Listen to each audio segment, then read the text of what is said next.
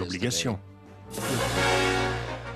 Une autre catégorie de gens a pensé tirer profit de cette nouvelle culture d'investissement. Ce sont les banquiers de Wall Street. Durant des années, Wall Street, le centre de la finance en Amérique, n'avait regroupé qu'un petit groupe élitaire de banquiers qui faisaient affaire entre eux, en vase clos, à l'écart du public. Mais l'un d'eux a alors vu l'occasion de transformer le monde des finances. Charles Mitchell, le président de la National City Bank, avait découvert un créneau boursier potentiellement lucratif. Mitchell avait constaté que les gens avaient acheté beaucoup d'obligations du gouvernement pendant la Première Guerre mondiale. Il s'est alors dit, voilà de nouveaux investisseurs, tout ce qu'il faut faire, c'est de leur proposer de nouveaux produits, comme des obligations d'entreprise ou des actions ordinaires, et de simplement leur dire que ces investissements sont de qualité. Charles Mitchell était un vendeur né plein d'ambition.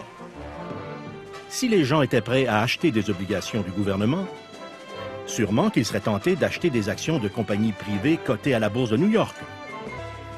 Parce qu'en plus, ils en tiraient eux-mêmes des profits. Peu à peu, des gens qui n'avaient jamais rêvé d'investir à la bourse achetaient maintenant des actions et ne voyaient plus ça comme un danger.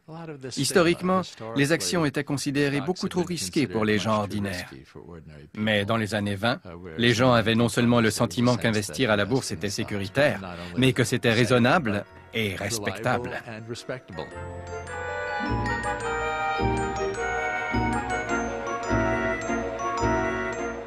L'idée fait boule de neige.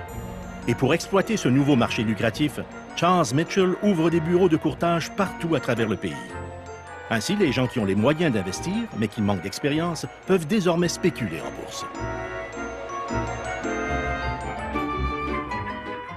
Tout cela est rendu possible grâce à la technologie. La plus récente cote des actions affichées à Wall Street peut être imprimée en un clin d'œil à travers l'Amérique sur un téléimprimeur. On pouvait trouver des téléimprimeurs dans les boîtes de nuit, dans les gares, les salons de beauté, sur les paquebots. La bourse était devenue omniprésente dans la culture du jeu des années 20 en Amérique. On spéculait frénétiquement sur toutes sortes de titres, sur des actions de compagnies de films, en aéronautique, dans l'industrie automobile. L'un des titres les plus courus des années 20 était la Radio Corporation of America. C'était un succès comme Google aujourd'hui. Il prétendait qu'il pouvait installer des radios dans les voitures. Imaginez.